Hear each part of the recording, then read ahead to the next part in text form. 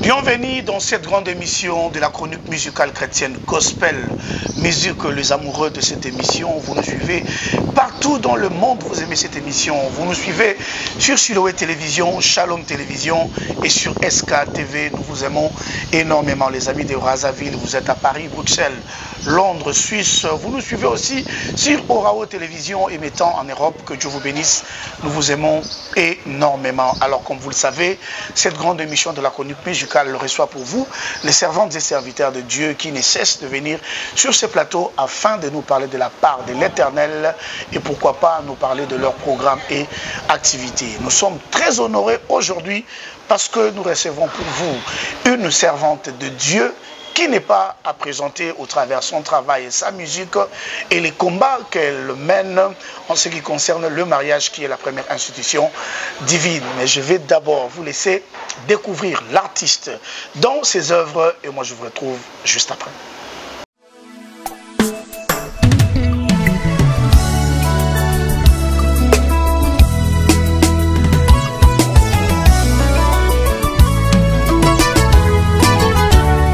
Avec un seul mot, je suis celui qui est. Ma vie a été bouleversée.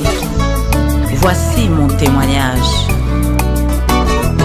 Mokolo moko na vandi nandako, nangonga 12 heures nazobondela.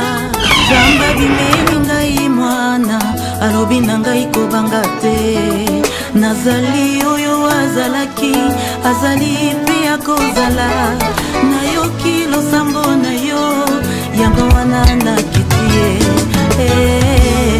una katalika mbona yo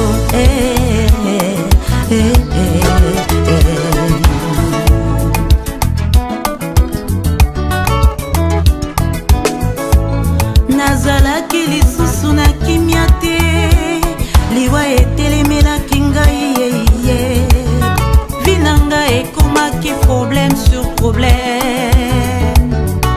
Oye oye bisinga maloba we kitisaka motema e olobi na ngai na banga te bitumba na ngai ekomi yo Yesu e olobi na ngai bimakende pelanda ngai nayokaki pe natosaki e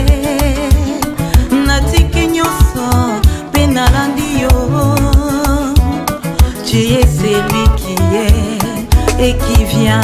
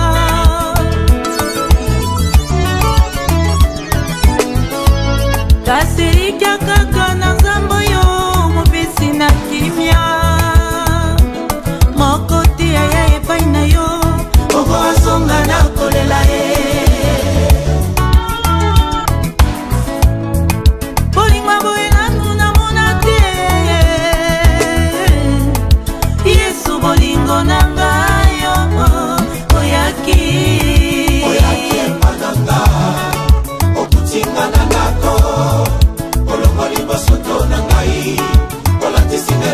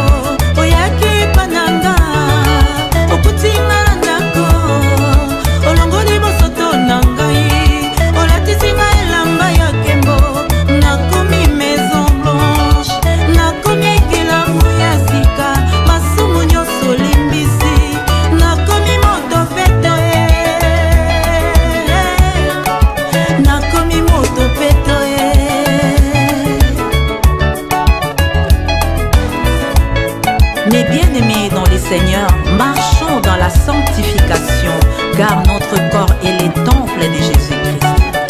Maison Blanche.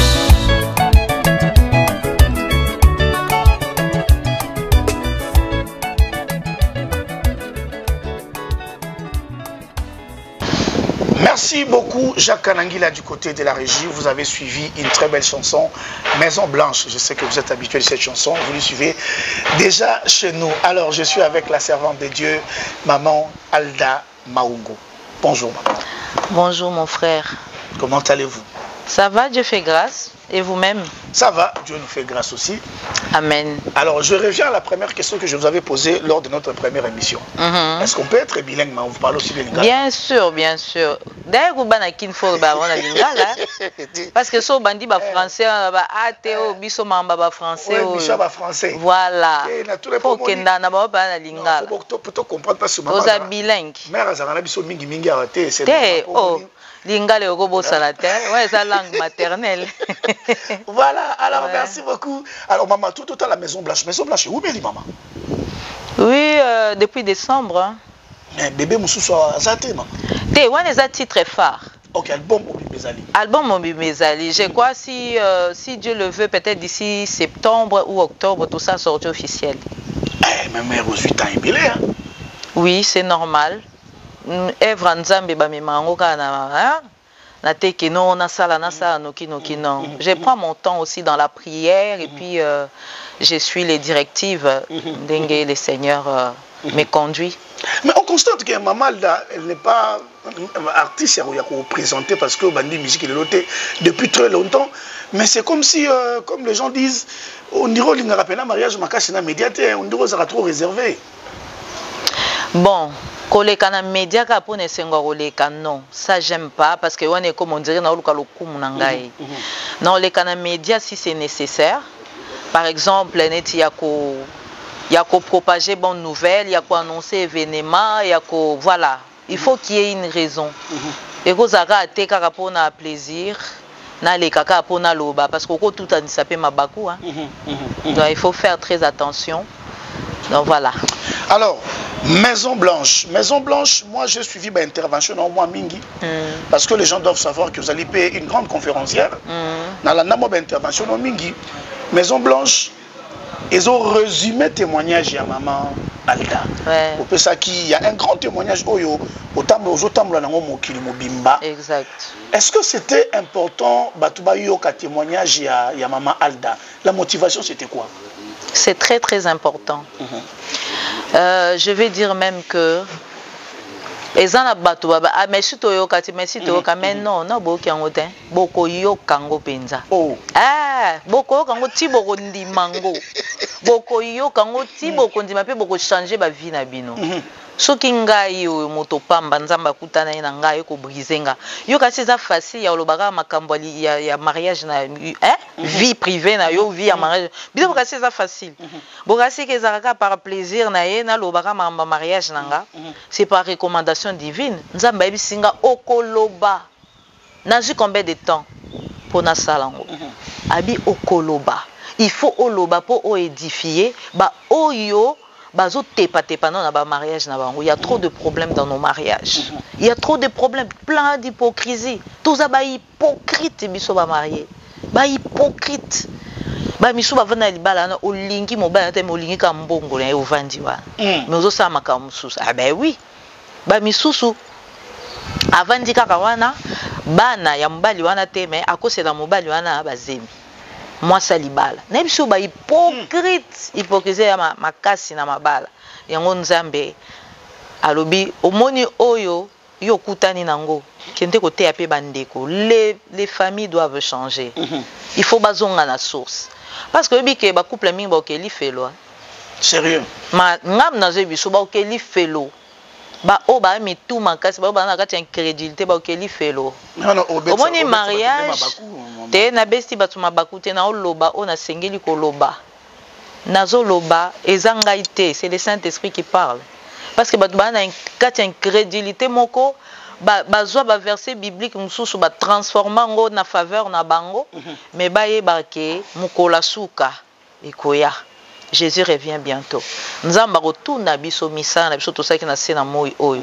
Moi si on a pesa ki yo, mobali on a pesa ki yo, bana na pesa ki yo sala ina bango nini.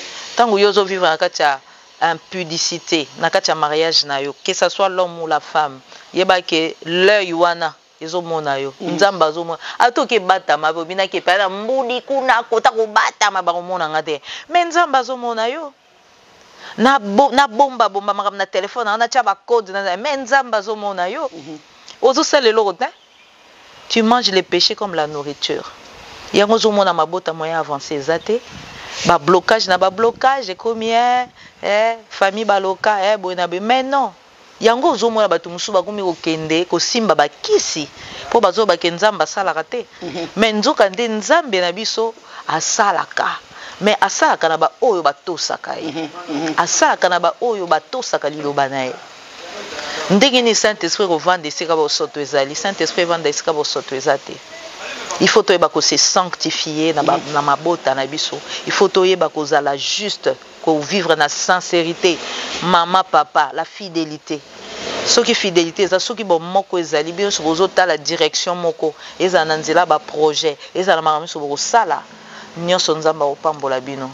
Monsieur bozana kati ya kuku. Ya makamba mikie ko bata mabata mam.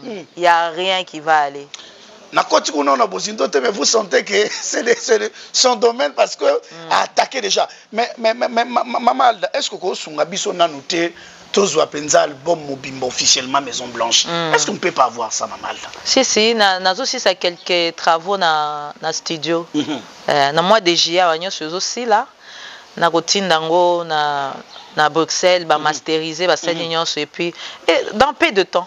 Dans peu de temps. Dans peu de temps. Est-ce que na kati Maison Blanche mo ba featuring pezali? To maman da imbika yemoko. Na imbika nga moko parce que ça album moko un peu spécial. Na imbika nga moko. Otina obenga bandeko musu c'est ça qui est important. Na imbika nga moko. Mais est-ce que vous êtes en bonne relation avec les autres artistes, bandeko no artistes? Mais bien sûr, pourquoi pas? Naza membre na kacha MC7.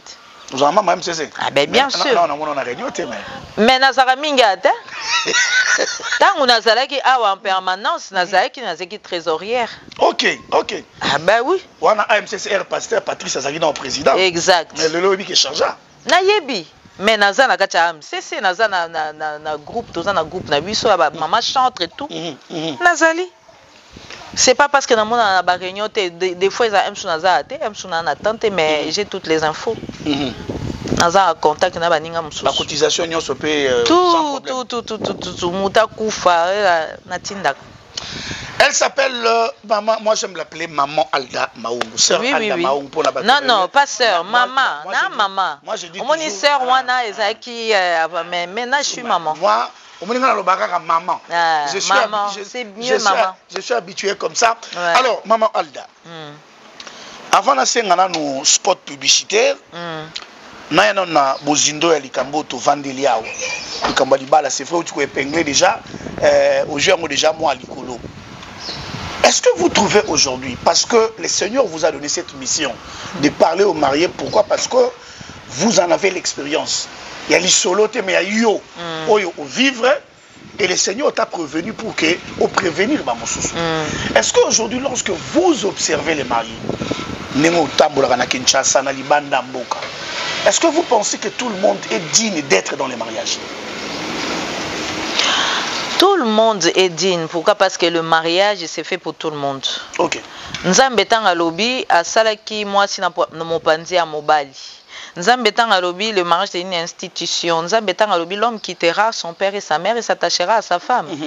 Comment veux-tu que Moutounio soit appelé dans mariage te? Et la question donc tant osé pas na bino eba qu'un jour au kobala au kende za moi si to mobali. Donc Moutounio soit censé aza na libala aza na mariage à moins que yemoko azo ou bien ezala destiné na que à sala veut à célibat à obalate veut à chasteté à obalate à servir nzambe na kati à chasteté. Mais le mariage c'est fait pour tout le monde en fait.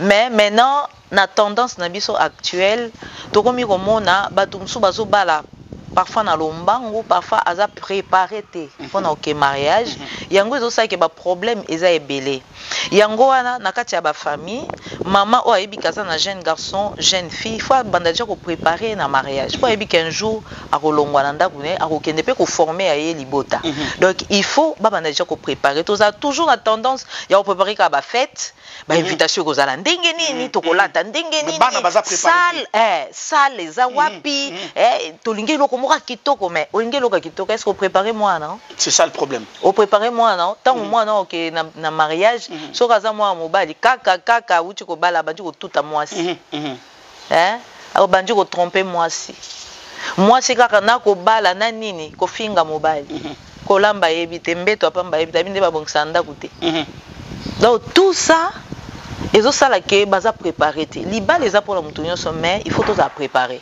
Mais est-ce que faut eza ya baparents soki bana baza na maîtrise te na kati ya libala oui. Est-ce que la faute revient oui quelque part faut eza na baparents parce que eza bango nde faut baza censé ya ko-encadrer bana baza censé ya ko-encadrer bana mais tomona mingi surtout na société na biso congolaise mo tozala bato mwa basoni tabu yo mama po enseigner mwana na okende pa mutu tel okende pa kingandi kende pa tata mwasi c'est ta fille solola na mwana na yo de tout et de rien lakisa ye soin corporel lakisa nde basukola nzoto lakisa nde balamba lakisa ndenge basalaka mbetu olakisi mwana mbetu nde basalaka mbetu te akotika dra wana 1 mois 3 semaines dra de lit ese yinda nako miso ya motoki parce que tant tolala 1 mois totokaka naso ya mulunge chambre ko misolo ayebi nde bayera chambre te ayebi nde batorchonaka te ayebi te na bakwa nyonso nakosala ndenge ayebi te bazali ata kutu balobi mama oza na droite otanda liputa okotika liputa na 1 mois te likolo ya mbeto il faut changer yango ko changer drap ya mbeto par semaine faut changer yango ata 2 ou 3 fois parce que nde tolalaka tosalaka na mitoki ata oza nango mingi te ochange oyo osukoli otie mosusu ata ezalaki mibale ozosala alternance mais eza na bandako mosusu mama papa pardon okomela mai te yango mwa mpe mibali mosusu abalaki mwasi azalaki bien mwasi azalaki propre tobande kokutana abande kongenga eto azalaki propre me ndeni tokomi na ndako akomi boye alobi asi abali abi asa abali voilà asa abali donc le reste voilà surtout soki bana bakomi oya papa kende mosala atikaki yo na cinglé même pas soutien osukoli te papa ye kozonga mosala kuti yo ndenge moko ya solo wana mpenza mama ndenge nini okomema baninga ndeni okomema baninga te eza soni okofongolaka porte ndako besola masuba deja ebetu sola masuba sola motoki so solo nini wana oyebi ata nde bamisa musu libanda te mpona koayerango voilà. Mais balobi lelo mamalda parce que nous sommes vraiment dans les mariages qui est d'ailleurs notre grande activité à 30 juin. Mais balobi lelo on dirait bana bayebi mingi kolela ba parents parce que les enfants aujourd'hui côté sexualité oui. Bon na makambo mususu parce que bana ne bazobima kolela ba parents ozomona mama zo salela la téléphone ya ba touche moi na iPhone 15 na technologie. C'est comme ça les parents ne sont plus forts aujourd'hui. Oui, c'est vrai que la technologie est mais cela n'empêche pas les parents aux responsabilité aux autorité en tant que parent pour éduquer ta fille ou ton garçon. On a base yo papa na mama se bobunda mikonyos. Papa ko uta musala meni masangana ye nkuba na nzoto mama bana bazomona. Bon, que veux-tu que moi na no mobala bali ake ko chérir moi sina pour amoni oyo tato bande ko sa a trouver ngo normal ye pa ko beta na kena meni masanga na beti ngape mama na ba beta ke ngape no beta yo parce que mi za lokwa vengeance nga mama na ba nyokola ke ngape na nyokola ye osomona surtout chez les garçons bazaka toujours na haine wana mama na nga ba nyokola ki mama na nga bazwela ki bambana ngape na ko yokisa moi sina nga pasi osomona. C'est vraiment insensé. Mariage oyo biso tozo oyo liloba nzambe zo yesa biso na kati ya liloba nzambe eza mariage oya mari aimez vos femmes et femmes soyez soumises à vos maris. Tango yo zo lakisa bolingo pa mwasi na yo moi sinon ko manquer au respect ndenge nini au manquer au respect moi si na yo akolakso boli akoza soumise que mobile nanga linganga mobile nangai asombelanga bilamba nazanga kelote akolengela yo webo valoriser moi cité omona moi sinon ko eloko pamba donc moi si donc azana liloba ta koloba po bimsa ta mbongo sombe ta moi c'est lamba pas nous tout c'est tout un problème mais libanda kuna tu dépenses papi koko libanda oh ba sous maman libanda sous maman to benga ba sous maman libanda kasi ba libanda benga ba sous maman mais première dame nanda azo bénéficier de l'autre bénéficier de l'autre pour sombe ata moi sinon lamba ta bijou pambo problème et pas na yo et pas moi sinon anda ko explication tout ça pourquoi parce que au bande comment a été place papa na zo chérir maman na yo pour na benga ta moi sinon chéri problème pour na ko tambolo simba ta moi sinon liboko problème donc siko yo yebisanga mariage yo zale lengi ndenge nini mariage eza esika moko ya pasi te mariage eza esika moko ya minyoko te eza esika moko ya bainquiétude soki ya ndenge nini non mariage eza esika moko ya esengo esika ya épanouissement ata boani eloko olia te mais bolingo ka boza na oyo mwasi na mobali bokoma kwa bacamarade kobeta masolo bozoseka oyebi kotunda na te bozoseka bozokoyede mpe bana biso fo tolandaka nde papa na biso mama biso bazalaka papa na mama so bavandi basekaka na bango kaka babetanaka maboko basaka ni bozopesa bana goût ya kosala mariage. Mais maman, est-ce que ezali les comportements ça qu'on évoqué on a mabala toujours bon alelo. Est-ce que ezali problème pe à choix?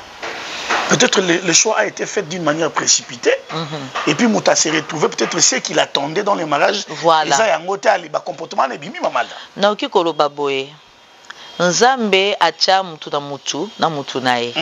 Yango na toute jeune fille, tout jeune garçon et sengeli baza bato losambo.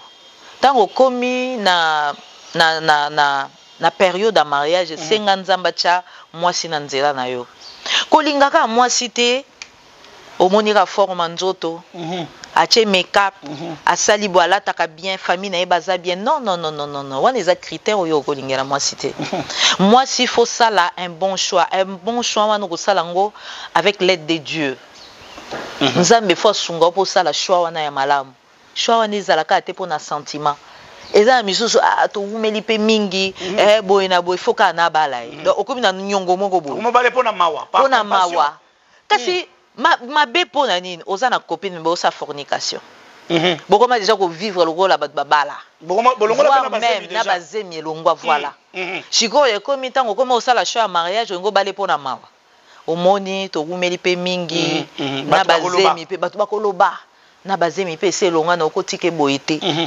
osomona c'est ça qui tue siko tango ya ko balaye okomo vivre ba réalité mususu azalaki na nzela na osali volonté parfaite en Nzambe te eza volonté na yo mais Nzamba sungi yo kaka osomona bato fo bayeba choix un bon choix en mariage. Il faut demander à Dieu, il faut demander la volonté de Dieu. Ça c'est vrai. Nzambe faut guider yo. Parce que mariage c'est loko basakana on to passer toute une vie dans mariage. Vie au qui c'est pas ba parents na yo. Yango te. Yango ezana muke peut-être na mariage on vivre plus longtemps. Osomona. Yango il faut to sala choix malamu po muto zala agréable. Amener au vie dureté.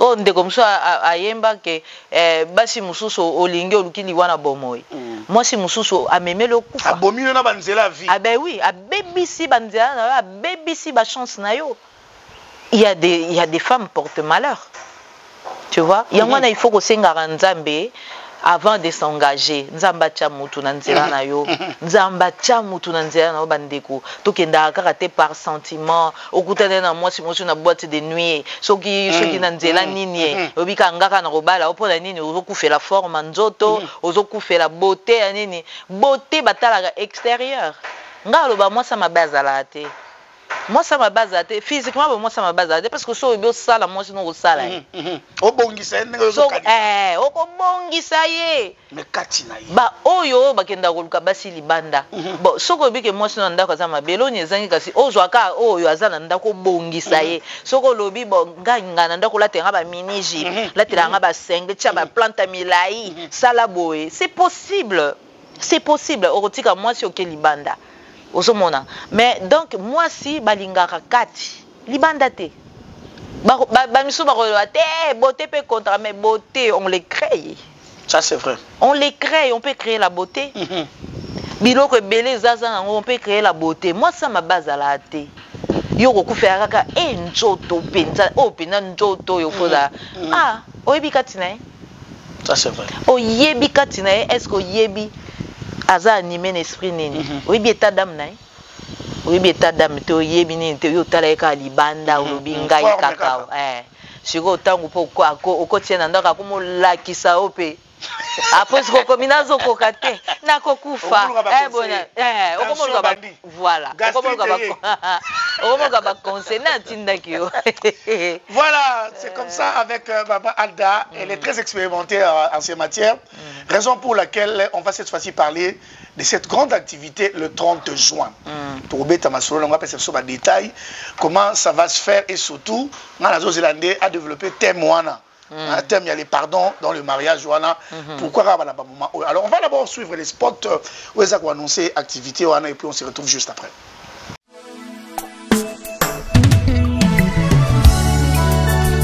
Alda Mahunga Ministry organise la conférence des couples ce 30 juin 2024 à l'esplanade du Musée national du Congo à 15 h sous le thème le pardon dans le couple.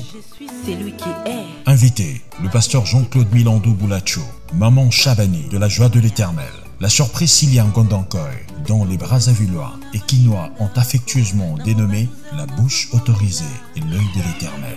Et la prophétesse Christelle Milandou, hôte de la conférence, la servante de Dieu, Alda Mahunga Ngondankoy, une femme de foi, une femme de témoignage. Au programme, adoration et louange, conférence et une série de questions-réponses. À la fin de cette conférence sera donné un service de prière pour la délivrance des familles, des couples, des fiancés, des enfants et de nos deux pays, le Congo-Brazzaville et le Congo-Kinshasa. Entre les mains de l'Éternel, nous soumettrons nos deux pays. Soyez les bienvenus.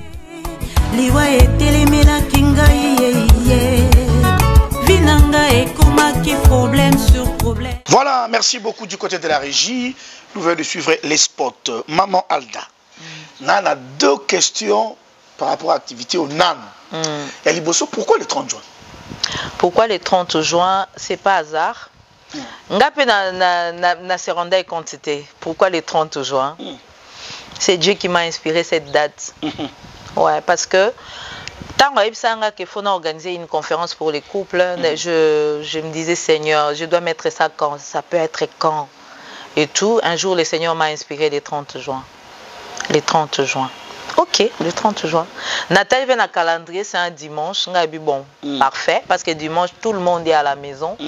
Donc, Moutounion so à Rosane libre dans Ngongawana. Voilà. Mais surtout le jour indépendance. Ça n'a rien à voir. Non, non, non, non, non, rien à voir. Même dans tout dans la indépendance à Congo. Ok. Oui. Parce que l'inspiration, elle est à Bruxelles. Et puis, oui, c'est la journée de l'indépendance du Congo. Mais Seigneur, pourquoi? Mais il ne m'a pas répondu. Mais avec le discernement, j'ai dit que Seigneur veut restaurer les couples ces jours-là. Alingi a pesa ba couple ou bazaki dépendant dans ma kamususu. A pesa bonga indépendance. OK. Bazala libre en tant qu'enfant de Dieu. Parce qu'il y a des couples où bazala dépendant dans ma kamba mabe. Makambo to chukoloba. Il y a des couples qui vivent dans l'impudicité. Donc, et c'est le comment quoi péché chéri mon koboyi. Péché mignon. Papa, péché mignon. Papa, donc, azane impudicté. Mais ma benne a l'accès à maman bongoté. Maman a yébité, papa gagne à combien? Agoyaga, moi $100, yango bossa à provision. Mais azana mbongo na ye. Donc, yé asala makambu na ye sans maman. Alors, on dirait célibataire, mais non, voilà. Célibataire marié. Voilà, célibataire marié. Yango ce qu'on zambe, il faut appeler ça ba sorte à ba couple, il faut appeler ça ba moins indépendance. Il faut bazala indépendant. Na makambo na nyoso ya mabe wana batika. Bazala vraiment na bomoko. En tout cas, c'est ce que j'ai compris, le Seigneur veut libérer les captifs. Le Seigneur veut libérer les captifs, Maman Alda. Je crois que, où tu peux évoquer, moi, par exemple, la première partie de l'émission, parce qu'aujourd'hui, le couple pose des problèmes, même si on va marier, mais des fois, il y a des casse-têtes. Alors, pourquoi vous insistez où vous mettez un grand thème, le pardon dans les mariages. Pourquoi Kaka pardon, Maman Alda?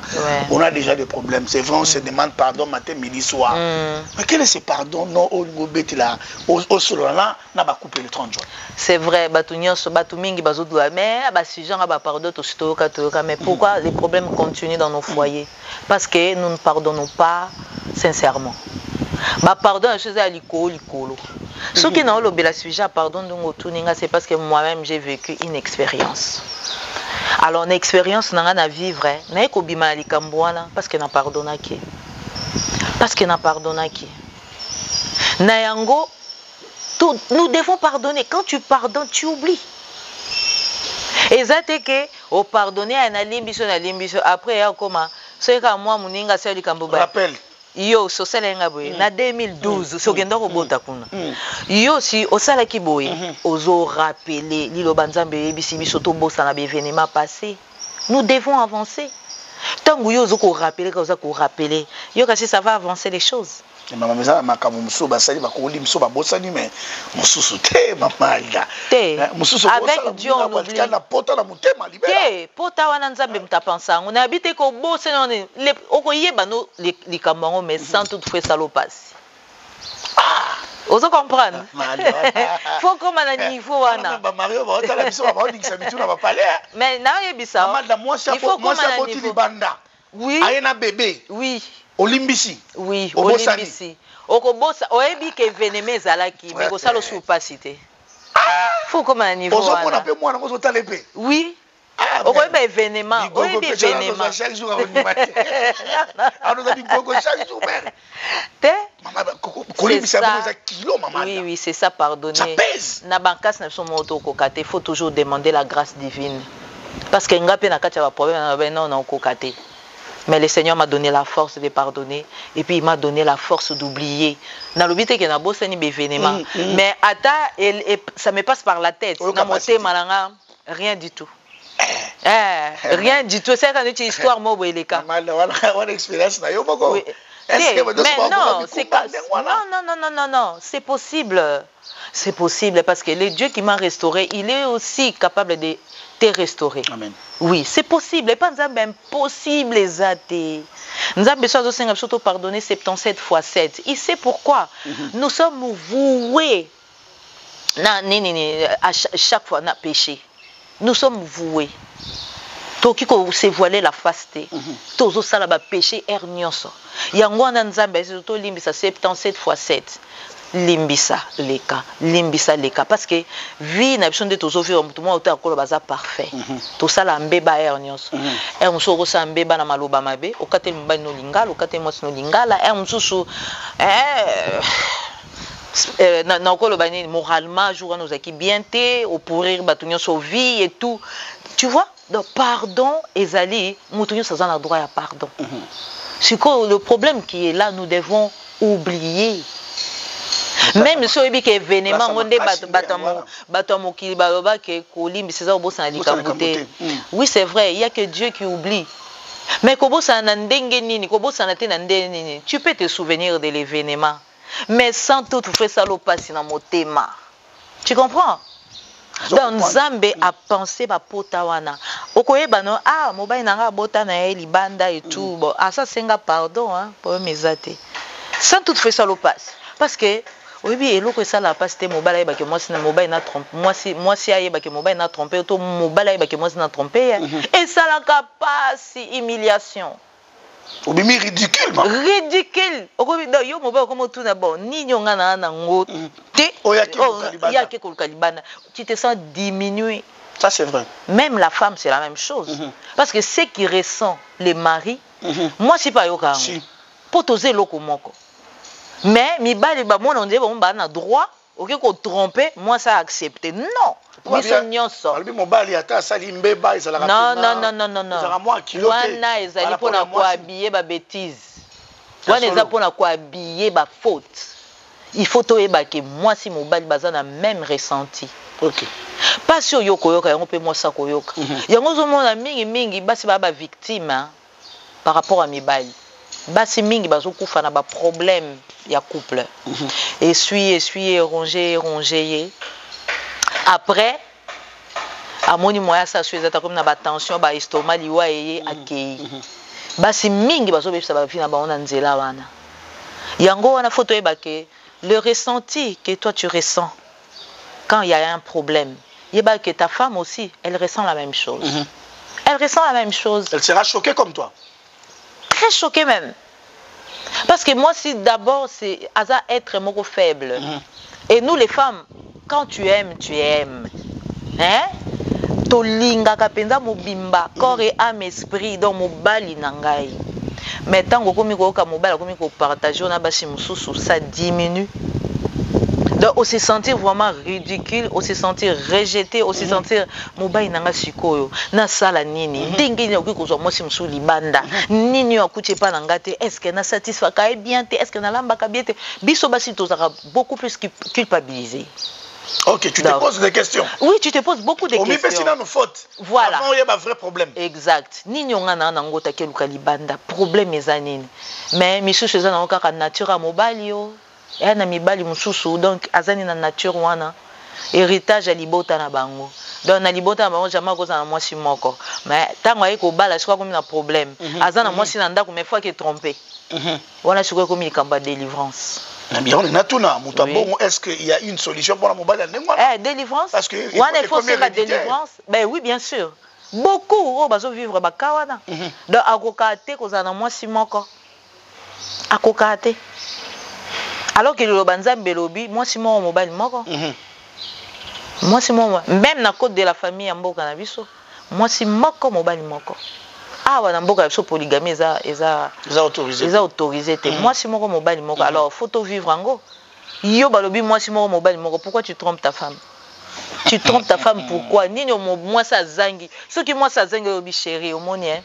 Au moins une façon na obongisa nzoto na sepela te oke osombi ba parfum osombi ba biloko eli mwasi na yo bilamba no eli mwasi na okolata mo na ngola takaboye moni suki ba saki na sala ka suki wana mwasi na uti musala na yo kokutaka yo déjà obongami ozabo ça se discute, on peut discuter mobalo alingi mwasi na ye on peut discuter.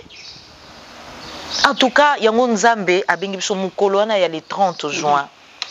Eza mokolo nzambe alinga kangola mabota akangola ba couple mabota na biso ya Kinshasa faut changer mabota Kinshasa faut changer jeune fille azaki censé ya koluka mobile na mariage non akomi kolinga moto sabala o memo wapi alegisi longonga phénomène na komi belé mikolo ya alegisi longonga balobi bazo préférer les hommes mariés parce que eux sont plus responsables. Voilà kasi po bozo favoriser yango po mobile aza fidèle na mwasi na keluka libanda. Pourquoi? Et puis yo jeune fille mobali yo moni akulungaka o asa bala o moto ko soleksa non ozoleksa ngonga mama luka mobali na yo luka ya yo a honorer yo. Est-ce que yo leki yo yanda kuna kitoko yo leki yo yanda kuna na nyonso mais non bazo leki c'est le temps bazo leki c'est le bénédiction. En tout cas maté a peu pour la jeune fille ezali hein. Surtout les filles qui ne sont pas encore mariées. Mais c'est ça, bah célibataire. Qui n'ont pas de prétendants. Bah oui, bah célibataire. Il y a on a lobby les 30 ou on a bah célibataire bah ya. Bah marié, bah couple fiancé. Et puis na bah oyo, na bah veuve. Et ça bah veuve mususu comme veuve jeune. Donc ça bah qui ko restaurer les sous. Bah veuve na bah veuve. Nous avons qui sous ko restaurer bango. Voilà. Je crois que dans maman bimsa matière il pour les 30 pour sa matière est belée. Alors toujours qu'il est vraiment na souka chaque kanangi là je sais que na commis na souka. Alors maman dérouler aux alandais ni jour là to banamba moko na matière yo za moyembi. Tu sais bien que tu rappelles maman da na moni notre sœur aussi Priscilla va prester na moni pe maman Chabani na moni ba groupe Zambi tu rebanda na concert après tu es na conférence. Oui, tu rebanda na louange na adoration. Pour adorer les seigneurs. Après, tu continues la conférence. Il y aura aussi des questions-réponses. Ok. Bah, oh, bah, ça, bah, mituna. Bah, retourne mituna na bango. Et après, tu continues la prière à délivrance. Okay. Yamabota. Ok. Tu continues la prière à délivrance Yamabota. Et puis, voilà. Tu continues la prière pour Yamabota. Et puis, pour notre pays, le Congo. Congo, Kinshasa et le Congo, Brazzaville. Ok. Alors, je crois, avant que maman a conclure, vous avez minutieusement suivi cette émission avec maman Damaungu. Tu crois que tu es yoki, parce que moi-même, personnellement, ça me concerne aussi. Je suis marié, ça me concerne. Maman Zoloba, moi, j'attends la TVA. Je me suis peut-être retrouvé dans moi, c'est ça. Je suis obligé d'être là. Et moi, je vous invite personnellement d'être là. Soyons là ensemble. Maman, lui, va tout aux prétendants, aux fiancés, aux appels la poisson Zambaba, ils sont Moukoulazoya, aux appels veuves jeunes, tous veufs jeunes. Venez ce jour-là, la servante de Dieu a reçu ses mandats. C'est pour nous aider. Exact. Alors, maman, un petit mot à toutes les personnes au le 30 juin. Nabengi bandeko nyonso le 30 juin baya. Nangonga 15h na musée national. Mukolo aneza mukolo moko sacré. Ndeko kozanga rendez-vous ôté. C'est une grâce que le Seigneur a ébi na kokitsa na mboka Congo. Congo Kinshasa. Pambate. Après conférence soyo, il y a les 30 et aux assoutés. Na oké côté mususu. Alors, tango kimbela oyo ko hésiter te yaka mukolo wana parce que le Seigneur a besoin de toi. Il veut te restaurer, il veut restaurer ton mariage, il veut restaurer ta famille, il veut restaurer tout ce que tu es en train de faire. Pambate, blocage moko ezaki quelque part na kati ya libota, Nzambe aye mukolo wana po apesa indépendance. Donc, na invité bino nyonso boya, Nzamba pambola bino na kati ya mabota na bino, bo préparer pe ba question na bino, soki boza bo yoki be mission, soki bo sepe na émission, tonto Espérance ali bo ki toujours ko komela ngai, soki bo komeli akotindela ngai, bo kozwa biyano na bino mukolo ana, soki pe mutana na besoin ko kutana na ngai, akoki ko contacter Espérant à koyebisanga comme ça na koyamba, na yamba rapé, so ngito kutana boye. Vous avez un problème personnel, to partager et puis voilà, nous allons au rendez-vous. Que Dieu vous bénisse. Je vais encore marteler, comme maman l'a dit, ce qui est vrai, qu'on ne se cache pas la face, la figure, le couple, précisément à Kinshasa, ont des problèmes très sérieux. Alors maman reçoit aussi pour des conseils privés et personnels. Vous voulez avoir maman, appelez le numéro affiché au bas de vos écrans. Nous allons vous orienter, on va voir la disponibilité de maman. Comme c'est son travail, elle sera dans l'obligation de vous recevoir et pourquoi pas vous donner des pistes et des solutions. Alors ne manquez pas le 30 juin, soyons là à 15h. Ce qui n'a avant, parce que tu évites, vous allez au combien avant, on dit place, il y a bien pour l'andamater en normal. C'est ça. Préparez aussi vos questions comme maman l'a dit. Ouais. Entrée pesant au félé, mbongo té. Maman déjà loué les vins au musée. Alors tu as un instrument pour s'embêler. Voilà. Ou adorer. Micro pour poser les questions à Ophélie. Au chat pour franc de terrain, c'est gratuit. Alors, ça, on a le 30 juin, que le Seigneur vous bénisse. Merci beaucoup à Jacques Kanangila, merci à mon frère Delix Arlo, merci aux fidèles téléspectateurs de Siloé Télévision, de Shalom Télévision, de SK Télévision. Merci beaucoup. Tokuten Nabino, dans le prochain numéro avec d'autres invités. Que Dieu vous bénisse. Moi et maman Alda, nous vous disons